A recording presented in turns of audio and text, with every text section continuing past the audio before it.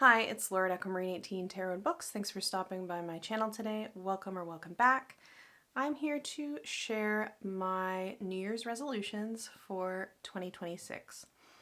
I have come up with a few resolutions each in 4 different, somewhat overlapping areas, which are my Druidry practice, my divinatory practice, my reading, and my participation here on YouTube.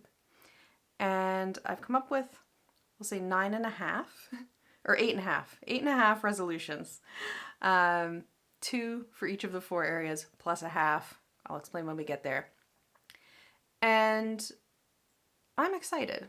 I really like, and value the process of intention setting and working on intentions over set periods of time. Intention setting is a big part of what a new moon looks like for me.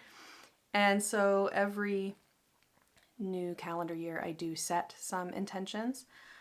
This year my intentions are very much informed by my word of the year, which I've chosen as alignment. And I've made a video on that, which I will link in the description box below.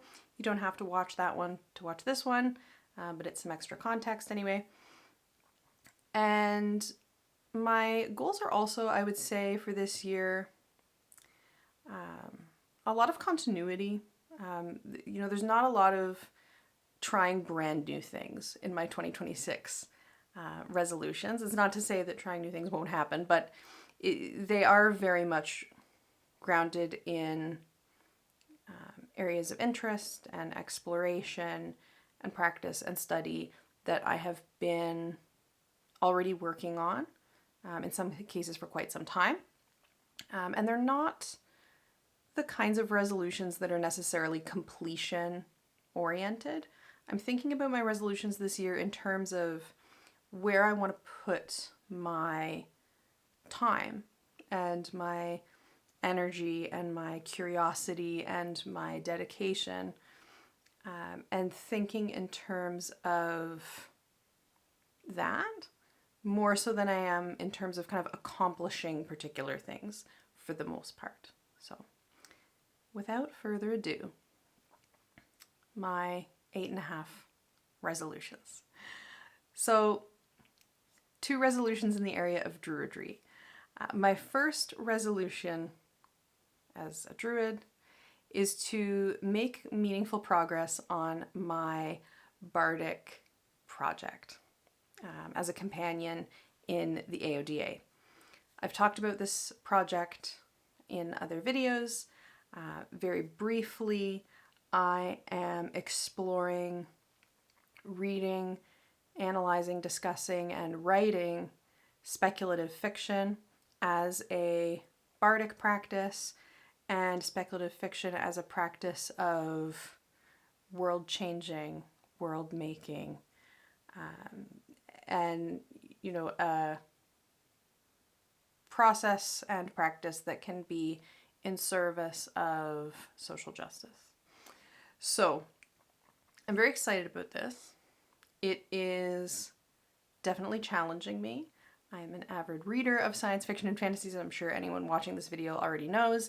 I have never really written fiction before, and so it's really that part, developing skills and practices around writing speculative fiction, that is the very new aspect to me, and is that kind of bardic creative expression. So in terms of what that's going to look like in 2026, I want to keep working through Wonder Book by Jeff Vandermeer, an illustrated guide to creating imaginative fiction.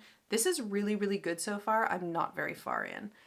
It has a lot of exercises and different essays from different authors and different examples. It's of course illustrated. This is really good. I want to continue working through this. I'm not specifically resolving to finish it this year necessarily, but I want to dedicate, meaningful focus and attention to it and to that bardic practice more broadly. My second intention with respect to this Druidry related project is to explore and create ritual and magical workings and approaches to supporting creative work and bardic expression. I want to think about the ways in which magical practices that are already part of my life, things like sigil crafting, could be worked in support of creative and artistic work. I want to think about ways in which, opening a grove and dedicating that ritual space can support, the flow of Awen and the creativity of bardic expression. I want to think about, those kinds of ways that my ritual practice or my magical practice can support my creative practice, and vice versa. But really my intention here is on working with the ritual and the magical to support the creative. Next area is divination and divination practice, which is, of course, talking about that as if it's separate from my druid practice doesn't actually make experiential sense. This is just for the sake of having some headings to timestamp, if nothing else. No, not to timestamp. I like to think in a couple of different areas, but of course they're not just mutually informing, they overlap. Divinatory practice. My first resolution with respect to my divinatory practice is to continue my astrology study. And that's how I'm thinking about this intention, is to continue studying astrology. I've been really enjoying that, learning a lot, and I want to continue to do that in the coming year. Some of what that could look like, I think, would be finishing the Hellenistic astrology class that I'm in right now. It's a self-paced course, so how long one takes is very personal. I am getting towards the end, though. I think I'm actually in the last module, so I do want to finish that. I want to think about what next steps in terms of continuing to learn and build my skills as an astrologer might look like. And I also want to figure out some kind of note-taking system that makes sense. I am, when I'm taking something like a course, very much a paper notes kind of a person. I take longhand notes on lined paper. This is very good for me in terms of taking in information and having it stick. It is not so good in terms of things like searchability later, or in terms of kind of putting together different sources on similar topics. So I want to think about ways to organize my astrology resources and notes that make sense, as opposed to just having kind of everything from this one class all together on, handwritten in binders and everything else separate. So the intention, the resolution is to continue astrology study, but that's some ideas of what I think that could look like.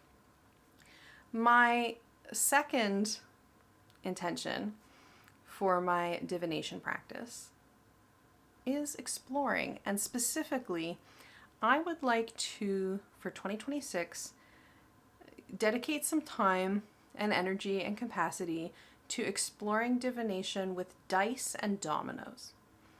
And these are not new to me completely, but I do have some resources that I haven't really delved into yet, and some curiosity around these that I think will make a fun area to explore in the coming year. So folks already know, or some folks may know, I've made videos about it before, that I really like this Elemental Divination Dice Oracle book by Stephen Ball a lot. So I've been working with this for years. I love this system of dice. But I've picked up some others. I got the download. This is a free download. I'll put a link below, of a dice system created by Lisa Papaz and Don Michel. I have just printed it on printer paper, and I didn't even print the title page because it was solid black, and my printer is just not going to do that in a nice way. But it's a system for working with what in my mind is like Dungeons and Dragons dice, like the different types of dice. I haven't really worked with this at all, but I printed it off with the best of intentions to do so, and so I'm looking forward to that.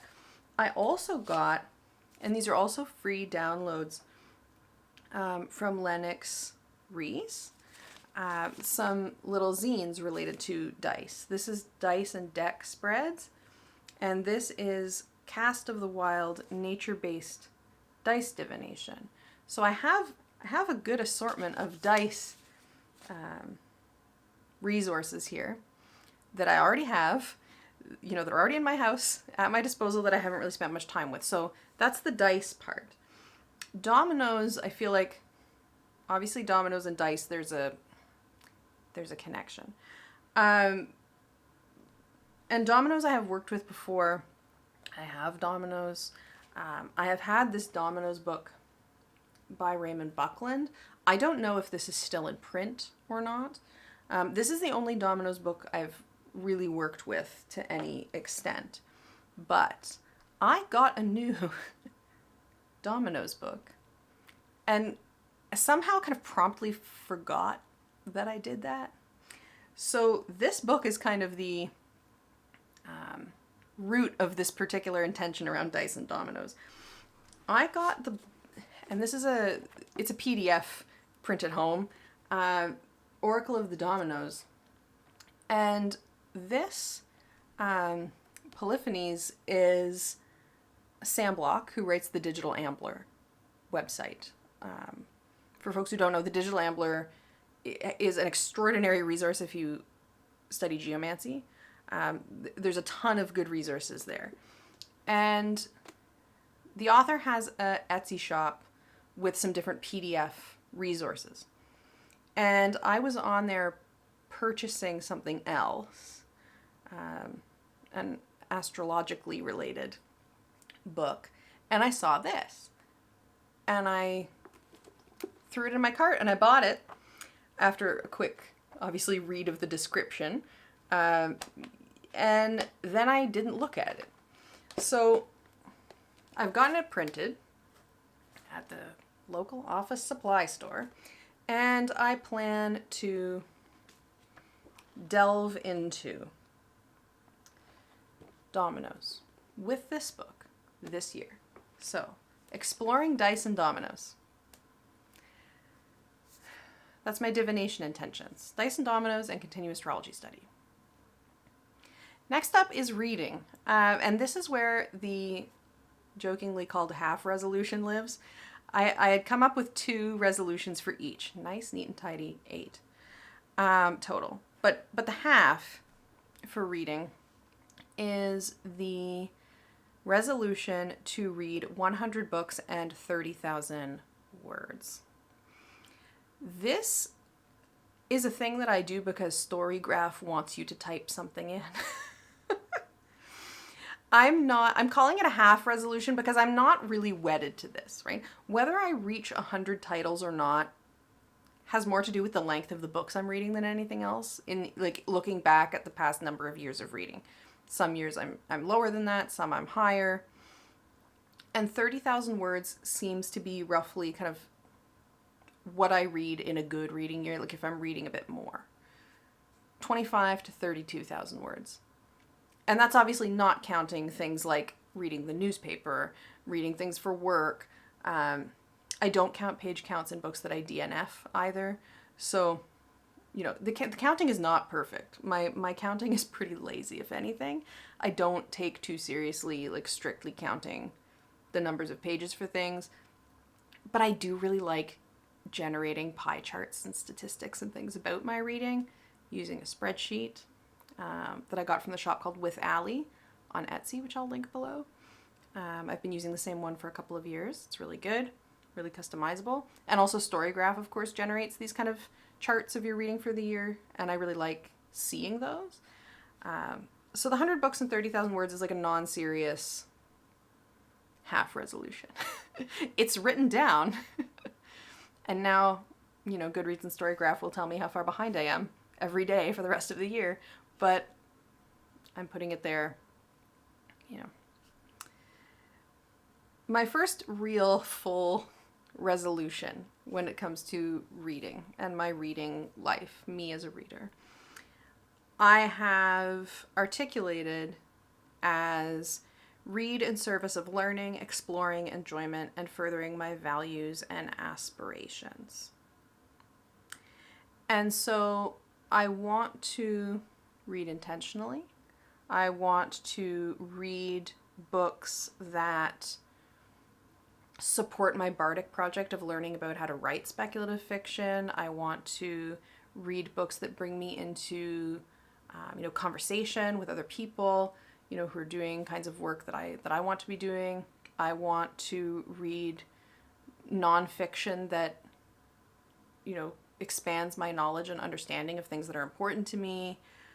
I want to pay attention to how I pick books, which is not a thing I've tended to kind of track or take much account of before, and think about that in an intentional way. I do love a readathon. I do.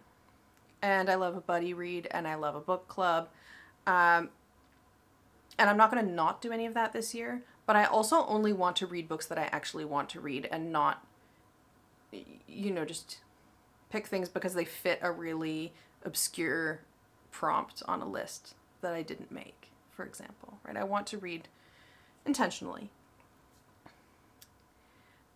And my next intention or resolution with respect to reading, I have basically stolen from Willow of Willow Talks Books, and that is to carry a book and a notebook or something to write with, which could also be my planner, with me consistently.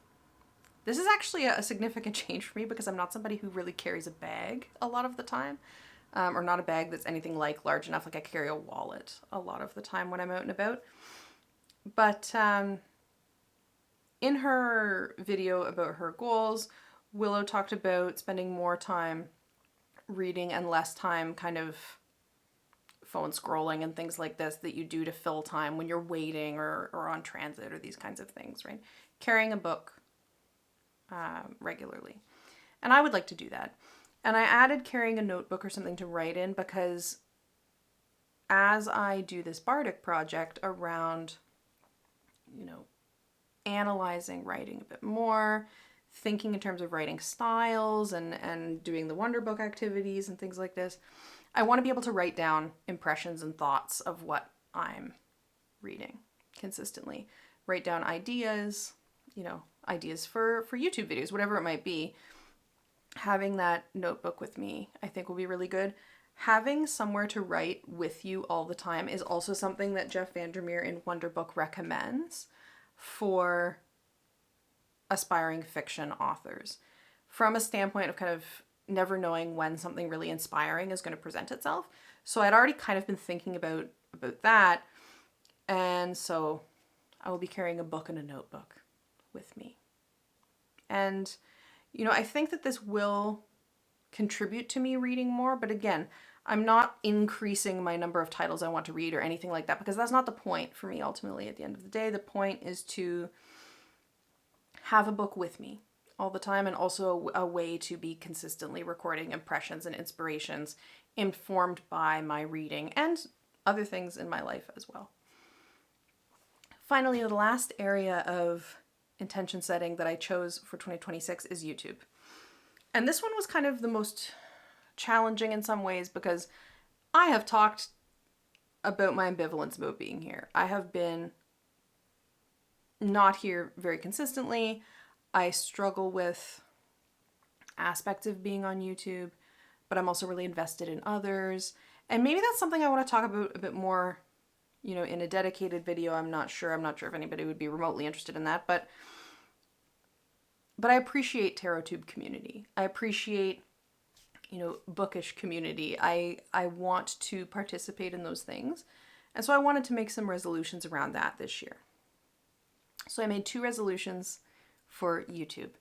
Resolution number 1, contribute meaningfully to discourse on the topics my channel features and the intersections between them. I want to